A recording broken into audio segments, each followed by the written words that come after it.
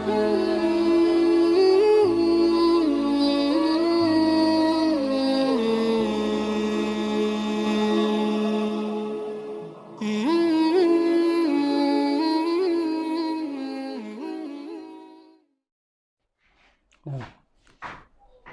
الله الرحمن الرحيم إن الحمد لله نحمده ونستعينه ونستغفره ونعوذ بالله تعالى من شرور أنفسنا ومن سيئات أعمالنا من يهده الله فهو المهتد ومن يضلل فلا هادي له وأشهد أن لا إله إلا الله وحده لا شريك له إله الأولين وإله الآخرين وأشهد أن سيدنا وحبيبنا محمدا عبده ورسوله صلى الله عليه وعلى آله ومن سار على نهجه واقتفى أثره بإحسان إلى يوم الدين. أما بعد، سلام الله عليكم ورحمته وبركاته. muna ƙara godiya ga Allah da ya kama wannan yammaci na 7 ga watan Ramadana. Yau muna ranar Alhamis 7 ga watan Ramadan 1441 Hijriya, wanda kuma ya daidai da 30 ga watan 4 shekara ta 2020 miladiya. Mun taru a wannan guri mai albarka domin ci gaba da karatun da aka saba a cikin wannan masallaci mai suna Jami'us Salam da ke wannan unguwa ta Rijiyar Zaki, karamar hukumar Ungogo, jihar Kano, tarayyar Najeriya. Muna karanta wato wasu darussa waɗanda suka shafi ayoyin alƙur'ani mai girma. Wani darasinmu da ya gabata mun tsaya akan aya ta 30 ko kuma aya ta 41 a cikin suratul baqara, wanda yau insha Allah za mu tashi kan aya ta 42 a cikin wannan sura mai albarka, suratul baqara, wanda shine faɗin Allah madaukakin sarki da yake cewa wala talbisul haqqa bil batili wa taktumul haqqa wa antum ta'lamun wa aqimus salata wa atuz zakata warka'u ma'ar raki'in. Allah madaukakin sarki yake faɗa a cikin wannan ayoyi masu girma, yake cewa wala talbisul haqqa bil batili, kada ku lullube gaskiya da kuma bata, wa taktumul haqqa, kuma kada ku ɓoye gaskiya, wa antum ta'lamuna, alhali kuna sani. Wa aqimus salata, Allah yake umartar su da su tsaida sallah, yake cewa ku tsaida sallah. Wa atu zakata, ku bada zakka. Warka'u ma'ar raki'ina, ku yi kuma sallah da masu yin sallah, ko ku yi ruku'i da masu yin ruku'u. A wannan ayoyi masu girma da muka karanta, za mu ga a cikinsu Allah yana bayani game da abin da ya shafi bani Isra'ila. Kamar yadda muka fara a can baya, bayani ne a kansu.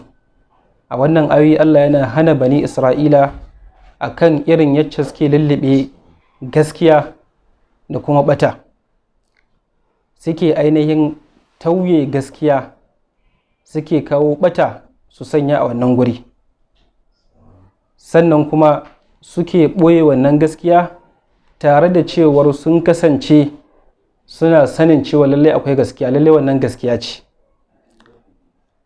Sannan a wannan ayoyi za mu ga Allah yana umartar waɗannan bayansa, wato bani Isra'ila, akan cewar su tsaye da sallah, ma'ana su yi sallah da dukkanin rukunanta, da dukkanin wajibanta, da dukkanin sharuɗanta, sannan kuma su bayar da zakka. Sannan kuma Allah yake umartar su da ainihin su yi ruku'i, shine su yi sallah tare da al'ummar annabi Muhammad sallallahu alaihi wasallam. Wannan kusan shi ne a takaice ma'ana ta wannan ayoyi masu girma da muka karanta. Sai kuma darussa, wanda shine darasin da za mu karanta a wannan ayoyi, wato darussan da suke cikin wannan ayoyi. Darasi na farko da yake cikin wannan ayoyi masu girma, za mu ga Allah subhanahu wataala yana ainihin tsoratar da waɗannan mutane wato bani Isra'il, wato Yahud da Nasara. Allah yake tsoratar da su game da abin da ya shafi lullube gaskiya da kuma abin da yake na ɓata. Kuma wannan ba wai da su kaɗai ake ba, ana nufin tun daga kansu har zuwa mutanen da suke yanzu su ma ana magana a kansu. Ma'ana su wannan bani Isra'ila su ne waɗanda ake magana da su na farko, sannan su waɗanda za su biyo bayansu. Duk waɗanda za su yi aiki irin wannan, aiki mummuna irin wannan na ainihin lullube gaskiya, a kawo ƙarya a sanya ta a ainihin gurbin gaskiya, to ana magana ne a kansu. To Allah yake ainihin tsoratar da bayi gaba ɗaya akan kada su lullube gaskiya da ainihin ɓata, saboda ya kasance sun yada barna da ɓata a cikin halitta. Lalle wannan idan muka duba za mu ga aiki ne wanda yake da Allah ya haramta daga cikin ayyukan da Allah ya haramta masu girma. Aiki ne wanda yake mafi girma da Allah ya haramta, mutum ya kasance ya lullube abin da yake na gaskiya da abin da yake na ɓata. Sai dai abin da ake so ga mutum a kodayaushe shine lalle ya ringa bayyana dukkanin abin da yake na ɓata ne. Idan mutum ya san abu kaza ɓata ne, to lalle ka bayyana shi, mutane su gane cewa wannan abun ɓata ne. Idan ka san abu kaza gaskiya ne, lalle ana so ka bayyana wannan gaskiyar ta fito ƙuru-ƙuru, mutane su santa, su gane cewar abu kaza gaskiya ne. Za mu ga a cikin wannan lokacin akwai wanda suke cikin irin wannan ɗabi'a, waɗanda za su ɗauki abin da yake na ainihin gaskiya sai su ainihin lullube shi da abin da yake na ɓata, saboda su kawo ruɗu da kuma hargitsi a cikin mutane. Lallai dukkanin wanda ya ɗauki wannan ya kasance hanyarsa da kuma tsarinsa, to lallai akwai bala'i, akwai azaba mai girma a tare da shi. Kuma wannan ba hanyar kowa ba ce face hanyar shaidan. Hanya ce ta shaidan. Shaidan shine yake yallabewa musulmi abin da yake na gaskiya a cikin sallarsa ko kuma a cikin ayyukansa na ibada, ya kawo abin da yake na bata sai ya sanya wa ainihin musulmi. To yasa dukkanin wanda ya kasance yana bin irin wannan hanya ta ainihin lullube gaskiya, ya kawo ƙasa, ya kawo ainihin bata, ya sanya ta a cikin, ya sanya batan nan a wato abin gurin gaskiya, to lallai ya kasance ya bi hanya ta shaidan. To yasa ya kamata dukkanin wanda yake da irin wannan hali ya san cewar wannan hanya ba kowace hanya bace ba hanyar kowa bace face hanyar iblis, kuma hanya ce ta me, ta ainihin Yahudawa. Shi yasa zamu ga gashi nan Allah subhanahu wataala ya hane su, ya hana Yahudawa, ya ce kada su ainihin lullube ainihin gaskiya da ainihin bata. Lallai duk inda gaskiya take su bayyana ta, hakanan duk inda bata yake suka gano cewar gashi abu kaza bata ne, lallai ana so su bayyana shi.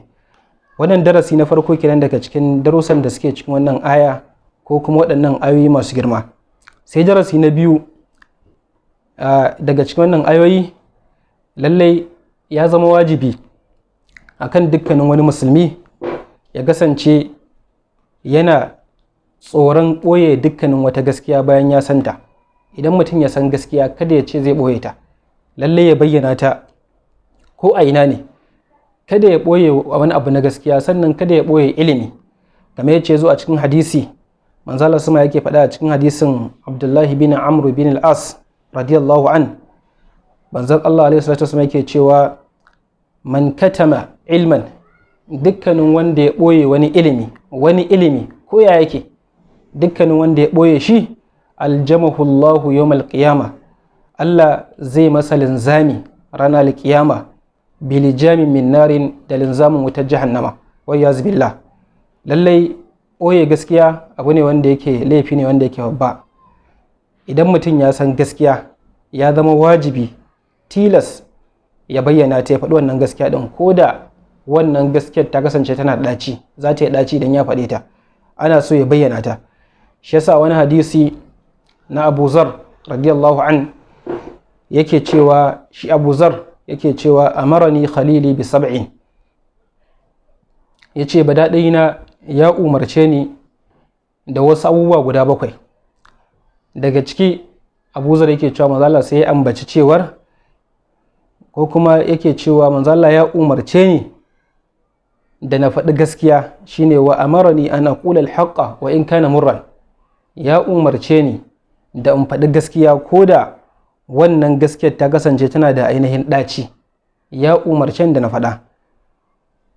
To saboda haka ya kai ɗan uwa musulmi, wajibi ne a gare ka ya kasance ka yi ƙoƙari a cikin zantukanka da ainihin maganganunka da ayyukanka ka ringa kusanto da dukkanin gaskiya a cikin zantukanka da kuma yanayin tattaunawa da al'umma ya zamanto ka kusanto da gaskiya.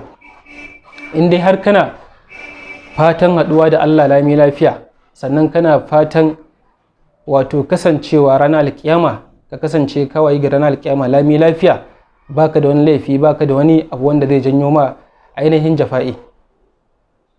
Wannan hadisi na biyu kenan. Sai hadisi na ko kuma darasi na uku kai. Sai darasi na uku daga cikin wannan darussa shine wato wannan ayoyi da muka karanta masu girma suna ainihin bayyana mana wajabci na tsaida sallah. Wajabcin tsaida sallah. Lallai wannan ayoyi da muka karanta Allah ya umarci waɗannan bayan Allah wato bani Isra'ila akan su kasance cikin musulmai, su yi imani da Annabi Muhammad, sannan su tsaida sallah, su yi sallah. Kuma wannan sallar wato ana so su tsaida ta, su yi ta dukkanin rukunnanta da dukkanin wajibanta da kuma sharuɗan da suke tattare da sallah, sannan su ba ta matuƙar kulawa, su kula da ita kulawa ta haƙiƙa. Domin ita sallah kamar yadda Allah ya faɗa wani hadisi ingantacce, yake cewa bainal abdi wal kufri wa shirk tarkus sala, tsakanin bawa da kuma kafirci da yin shirka shine barin sallah. Ma'ana abin da yake raba bawa da kafirci da shirka shine shirka. Idan bawa ya kasance musulmi, abin da zai fitar da shi daga wannan musuluncin ya koma kafirci ko shirka shine ya barin sallah. Yana barin sallah to lallai za a ce ya koma kafirci, ya bar musulunci.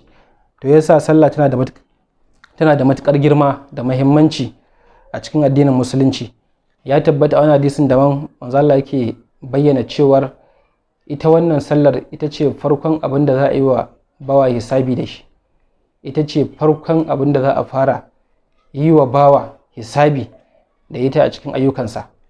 Duk ayyukan da yi a nan duniya, sallah, azumi, zakka, aikin hajji da sauransu, ba wani abu da za a fara yi wa bawa hisabi da shi sai sallah. Manzo Allah yake cewa idan ya kasance wannan sallar ta yi kyau, to dukkanin sauran ayyukansa sun riga sun yi kyau. Idan ta ɓaci, to lallai ayyukan sun ɓaci. To saboda haka yana da matuƙar muhimmanci, yana da matuƙar kyau, balma abu ne wanda yake wajibi mu kula da sallah, mu ba ta kulawa sosai. Mu a matsayinmu na musulmai mu kula da ita, mu ba ta muhimmanci sosai. Sannan daga cikin darussa da suke cikin wannan ayoyi da muka karanta akwai wajabcin zakka. Akwai wajabcin zakka akan wanda wannan zakka ta wajaba a gare shi. Lallai dukkanin wanda ya kasance zakka ta wajaba a gare shi, to lallai ya zama wajibi ya fitar da ita, ya fitar da wannan zakka din. Abu da wanda ya zama wajibi ya rataye a kansa, dole sai yayi tilas. In dai har ya kasance wato dukiyarsa ta kai nisabi, ta kai kimar da zai fitar da zakka a ciki, to lallai ya zama wajibi ya fitar da wannan zakka din. Sannan daga cikin abin da wannan ayoyi masu girma suke faɗakar da mu na darussa shine akwai wajabcin sallar jama'a, sallar jam'i kenan, yin sallah a cikin jam'i game da abin da ya shafi maza wanda suke wato namiji wanda yake baligi, wanda ba masa wani uzuri ba. Ma'ana in ya kasance babu wani uzuri da aka masa na yi sallah a gida, to lallai ya zama wajibi dole ya zamto ya yi sallah a cikin jama'a, a cikin mutane. To saboda haka ita sallar jam'i ta zama wajibi mutum ya ba ta kulawa ta haƙiƙa, ya kasance ya kula da ita. Saboda ita sallar jam'i tana daga cikin abin da ya kasance an yi umarni da wajabcinta hatta lokacin da ake cikin tsoro. Har lokacin da ake cikin tsoro an yi umarni da wajabcinta. Za mu ga salatul khawfi da ake faɗa, sallah da ake a gurin yaƙi ko da ake yi a gurin yaƙi, manzo Allah ya yi ta a jam'i a cikin mutane. To yasa sallar jam'i tana da matukar muhimmanci, mutum ya bata kula sosai, ya aikata ta, ya yi ta a cikin jam'i. A wannan su ne kusan a takaice darussan da suke cikin wannan ainihin ayoyi guda biyu da muka karanta masu girma. sai aya ta gaba da zamu karanta shine faɗin Allah madaukakin sarki da yake cewa atamuruna an-nasa bil birri wa tansawna anfusakum wa antum tatluna al-kitab afala taqilun. Allah yake faɗa a cikin wannan aya, yake tambayar waɗannan mutane wato bani Isra'il, yake wato musu abinda ake cewa tobik, yake zargin su akan cewar yaya za su yi su ringa umartar mutane da dukkanin nau'ika na alkhairi amma suna mantawa da kawunansu, alhali suna manta da kawunansu. Wa antum tatluna alkitab, alhali kuna karanta littafi. Allah yake cewa atawuna nasu bil birri, shin kuna umartar mutane da alkhairi da abin da yake nau'ika na alkhairi, wa tansawna anfusakum, amma kuna manta da kawunanku. Wa antum tatluna alkitab, alhali kuna karanta littafin da aka sauka muku wato at-taura, kuna karantawa, kun ga dukkanin wani umarni a cikin shi da dukkanin wani hani, amma sai gashi kun kasance kuna ainihin umartar wasu mutane da wannan nau'ika na alkhairi amma kuna manta da kawunanku. Afala taqilun, Allah yake cewa shin ba za ku hankalta ba, shin ba za ku yi tunani ba, ku hankalta ku gane cewa abin da yake aikata ba daidai bane ba. Wannan aya za mu ga Allah yana tambayar bani Isra'ila, yana tambayar su akan cewar yaya za su ringa umartar mutane da dandazon alkhairi, tarin alkhairi, amma su suna barin kawunansu, suna manta da kawunansu, sun kasance ba sa umartar kansu da abin da suke umartar mutane da shi, da abin da suke umartar mutane da shi, kuma tare da haka sun kasance suna karanta littafi, sun san abin da ke cikin littafin nan na abin da aka wajabta musu a cikin littafin. To Allah sai yake ainihin tambayar su, shin ba za su hankalta ba, ba za su hankalta ba su gane abin da suka kasance suna aikata ba daidai bane ba. Wannan abin da suke yi na umartar mutane akan su aikata alkhairi, su kuma sun manta da kawunan, sun bar kawunan su, wannan abin ba daidai bane ba. Ya kamata su yi hankali su gane cewa wannan abin ba daidai bane ba. Wannan kusan a takaice kenan ma'anar wannan aya mai girma. Sai darussan da suke cikin wannan aya, darasi na farko, za mu ga akwai tsoratarwa mai girma a cikin wannan aya game da dukkanin wanda ya kasance yana umartar mutane da dukkanin wasu wajibat, wasu ayyuka na wajibi, na dole, na tilas, alhali kuma shi baya tsayuwa akan aikata wannan aikin. To lallai wannan akwai tsoratarwa mai girma akan shi. Sannan hakanan wanda ya kasance yana hana mutane aikata dukkanin wasu abubuwa na haramun, amma kuma shi baya hanuwa akan wannan ayyuka na haramun. To lallai wannan shi ma za mu ga akwai tsoratarwa akan sa sosai. Shi yasa ba a son mutum faɗinsa ya kasance ya saba da aikinsa. Lallai abin da za ka faɗa ya kasance wato haka aikinka yake. Duk abin da za ka ce mutane su aikata, to lallai kai ma ka yi ƙoƙari ka aikata wannan abin. Wannan shine abin da ake so. Shi yasa Allah yake faɗa wata aya yake cewa kabura maqatan inda Allahi an taqulu ma la taf'alun. Hakika wato fushi ko kuma azaba ta girma a gurin Allah game da irin waɗanda suke faɗar abin da ba su aikatawa, waɗanda suka kasance suna faɗar abu da bakinsu amma wannan abin ba su aikata shi aikace, to lallai akwai azaba da Allah ya musu tanadi wacce za su same ta a gurin Allah. Lallai ba a son mutum ya kasance yana umartar mutane da aikin alkhairi amma shi kuma baya zuwa ga aikata wannan aikin. Sannan haka nan ba a son mutum ya ringa hana mutane aikin wato haramun sannan kuma shi ya ringa aikata wannan aikin na haram. Lallai idan mutum ya haka, lallai akwai azaba da Allah ya tada mai girma da zai masa ranar alkiyama. Hakika akwai hadisi wanda ya tabbata, hadisi ingantacce daga Usama radiyallahu an. Manzo Allah yake cewa a hadisin, yake cewa yuja'u bir rajul yawm al-qiyama, za a zo da mutum ranar alkiyama, fayulqa fi nar, sai a wurga wannan mutumin a cikin wutar jahannama, fatandaliqu aqtabuhum, sai ya kasance wato kamar aqtab shine kamar am'a, shine kamar wato jijiyoyi za a ce, ko kuma hanjin cikinsa zai kasance ya fito a cikin wutar jahannama, ya kasance wannan hanjin cikinsa zai fito ya kasance a cikin wutar jahannama, fa yaduru kama yaduru al-himaru birahahu, sai ya kasance mutum yana zage yana kewaye kamar yace irin wato a himar yake kewaye yake zazzagayawa a lokacin da yake daure a cikin wani dutsen nika da ake nika da shi domin nika. To a lokacin fa yajtami'u ahlun nar, sai mutanen wuta su tattaru a gare shi, fa yaquluna, sai su ringa cewa ai fulan, ya kaiwa ne, ma sha'anuka, menene lamarinka ne, menene sha'aninka, me ya faru game da kai, alaysa kunta ta'muruna bil ma'ruf, shin ba kai bane ka kasance kana umartar mu da ayyuka na alkhairi a gidan duniya, wa tanhana 'anil munkar, sannan kana hana mu da game da aikin munkari, aikin abin ki.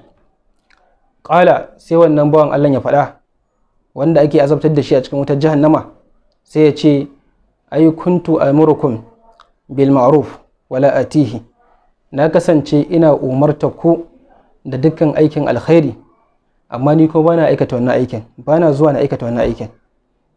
Sannan yake cewa wa anhaakum anil munkar wa atihi, sannan ina hana ku daga munkari, daga abin ki, amma ni kuma ina zuwa ina aikata shi. Wannan hadisi Bukhari da Muslim sun rawaito shi, hadisi ne wanda yake ingantacce. Saboda haka wannan ayoyi masu girma ko wannan aya mai girma tana ainihin tsoratar da mu game da irin umarnin da zamu ringa yi wa mutane game da aikata ayyuka na wajibi, amma kuma ma'ana mutane ba sa zuwa su aikata, ko kuma wanda zai kasance yana umartar mutane da aiki na wajibi amma shi ba aikata. To wannan aya tana daga cikin ayoyi da suke tsoratar da mutane akan kada mutum ya aikata haka. Sannan kada ka kasance kana hana mutane wato wani munkari sannan kuma ka je kana aikata wannan munkarin. Lallai akwai azaba mai girma game da kai idan kasance kana haka. Sannan daga cikin darussa da wannan ayoyi suka kunsa ko wannan aya ta kunsa mai girma, za mu ga lallai shi ilimi na shari'a lallai shine wato mafi girman abin da yake tsoratar da dukkanin wani bawa game da aikata sabo ko zunubi. Idan ya kasance mutum yana da ilimin shari'a, ilimin addinin musulunci, to lallai wannan ilimin akwai tsoratarwa a cikin shi da yawa da zai ringa katange bawa daga fadawa cikin aikata sabo ko aikata zunubi a cikin rayuwarsa. Sannan wannan ilimi na shari'a na addinin musulunci shine wanda yake kiran bawa zuwa dukkanin wasu ayyuka na falala da kuma ayyuka na da'a. Sannan kuma wannan ilimi na shari'a shine wanda yake tsananin katange mutum ko kare mutum daga wauta da kuma fadawa cikin jahilci. Saboda haka lallai ya zama wajibi a bayi su tashi ko kuma musulmai su tashi tsayin daka su nemi ilimi na addinin musulunci. Sannan bayan wannan ilimi na addinin musulunci sai kuma abin da yake na hankali wanda yake mai rinjaye, domin hankali shi mana da matukar amfani a cikin rayuwar mutum. Wani lokacin idan ya kasance wato ilimi bai tsoratar da mutum ba, ya gane abu wanda yake daidai ne, abin da mutum yake kai daidai ne ko abin da kake kai ba daidai bane ba, idan ilimin da kake da shi bai gane da kai ba, to hankali zai gane da kai, zai katange ka, ya nisanta ka daga aikata dukkanin wasu ainihin zunubi. To idan kuma ya kasance wannan shi ma hankalin bai tsoratar da kai ba, bai hane ka ba, to lallai mutum zai kasance shi da dabba babu bambanci. Idan ya kasance wannan hankalin nashi bai hana shi daga aikata munkari ba, sannan bai shiryar da shi zuwa alkhairi ba, to lallai wannan hankalin nashi ko kuma shi mutumin a karan kansa zai kasance kamar shi da dabba babu ainihin bambanci. Kamar yacce Allah yake faɗa ga waɗannan mutane, yake cewa afala taqilun, shin ba za ku hankalta ba? Saboda nan gurin ana nuna cewa lallai hankali yana da matukar muhimmanci ga mutum. Idan mutum ya tsaya karan hankalin shi yayi tunani, zai gane cewa wannan abin da yake kai daidai ne, abin da yake kaza ba daidai bane ba. To saboda haka ya zama wajibi mu ringa amfani da abin da yake na ilimi na shari'a, sannan mu amfani da abin da yake na hankali. Domin wato idan mutum ya kasance baya amfani da ilimi sannan baya amfani da hankalinsa, to lallai zai kasance daga cikin irin wato limamai ko kuma waɗanda suka jagorori wanda suka batattu. Kuma kamar yace akwai hadisin da Allah yake gaya mana cewa akwai mutane waɗanda Allah zai tsananta azaba a gare su na alƙiyama. Allah yake cewa, manzo Allah yake faɗa, yake cewa a wani hadisin Ibn Mas'ud, yake cewa shaddun nasu azaban yawmal qiyama rajulun qatalahu nabiyyun. Yana daga cikin mutanen da zai kasance azaba ta tsananta a gare sanar kiyama shine mutumin da wani annabi ya kashe shi a gurin yaƙi ko kuma wani gurin da wani annabi ya kashe shi, to wannan mutumin azaba za ta tsaci tsananta a gare shi. Au qatala nabiyan, ko kuma mutumin da ya kashe annabi to shi ma nan akwai azaba a gare shi mai girma. Sannan manzo Allah yake cewa imamu dalalatin, da kuma jagora wanda yake batacce, wanda yake ya bata, ma'ana ba ilimi sannan babu hankali, ba shi da tunani mai kyau. To lallai wannan za su kasance shi wannan jagoran zai ringa yin aiki a cikin duhu, zai ringa banna cikin hukunci, zai ringa yin ayyuka wanda yake ba tare da ilimi ba tare da hankali ba, sannan sai ya bata, sannan ya batar da mutane, sannan kuma azaba za ta kasance gare shi ranar kiyama. Daga cikin darussa da suke cikin wannan aya mai girma, lallai yana da matukar kyau ko abu ne wanda yake wajibi game da dukkanin musulmi ya ringa duba zuwa dukkanin wani abu da aka yi umarni gare shi aka ce ya aikata, sannan ya duba dukkanin wani hani da aka yi masa aka ce ya bar abu kaza ya duba. Idan ya kasance wannan abin da aka hane shi ko aka masa umarni ya kasance shari'a ta nassanta, ma'ana ta zo da shi, to lallai dole ne ya yi aiki da abin da ya zo a Qur'ani ko sunna. Shi mutum kenan musulmi, ana so mutum ya yi aiki da abin da yake na Alƙur'ani ko sunna. Sannan idan ya kasance wannan abin babu nassi da shari'a ta zo da shi a cikin Alƙur'ani ko sunna, to lallai in ya kasance abin nan hankali zai yi amfani da wannan abin, to lallai ya kamata ya shigar da hankali, ya yi tunani, ya yi tafakkuri, ya yi tintintini a cikin wannan abin. Saboda kamar yace wasu malamai suke faɗa, suke nuna cewar ko malaman usul suna faɗa, suna bayyana cewa lallai shi hankali wanda yake ingantacce mai kyau baya saba wa shari'a. Hankali wanda yake mai kyau, ingantacce, lafiyayye, to lallai baya saba wa shari'a. To saboda haka ya zama wajibi ya kasance mutum ya amfani da abin da yake hankali. Inda ya kasance hankali zai shiga cikin wannan abin, sai ya tunani, ya duba, ya ga ya zai sanya wannan abin a bangaren abin da ya shafi hankali. Yasa Allah yake cewa fa'tabiru ya ulil absar, fa'tabiru ya ulil absar. To shi yasa saboda haka zamu ga dukkanin abin da yake yana da cutarwa a cikin al'umma, zamu ga shari'a ta hana shi. To haka shi ma musulmi ya zama dole ya bar dukkanin abin da yake mai cutarwa gare shi, abin da zai cutar da dukiyar shi da rayuwar shi da kuma hankalin shi da ainihin society din shi da kuma ahalin shi gaba daya da ma addinin shi gaba daya. To lallai ya zama wajibi mutum ya duba, ya ga abin da yake mai amfani a rayuwar shi ya karba, sannan ya nisanci dukkanin abin da zai kasance ya cutar da shi, ya cutar da hankalin shi, ya cutar da dukkanin waɗanda suka tare da shi. A nan za mu tsaya a wannan darussa na waɗannan ayoyi masu girma. Abin da muka faɗa daidai muna roƙon Allah subhanahu wataala ya haɗa ni da ku aladansa, wanda kuma muka yi kuskure Allah ya ainihin yafi mana. Fa subhanaka Allahumma rabbana wa bihamdika ashhadu an la ilaha illa anta astaghfiruka wa atubu ilayk. Assalamu alaikum wa rahmatullah.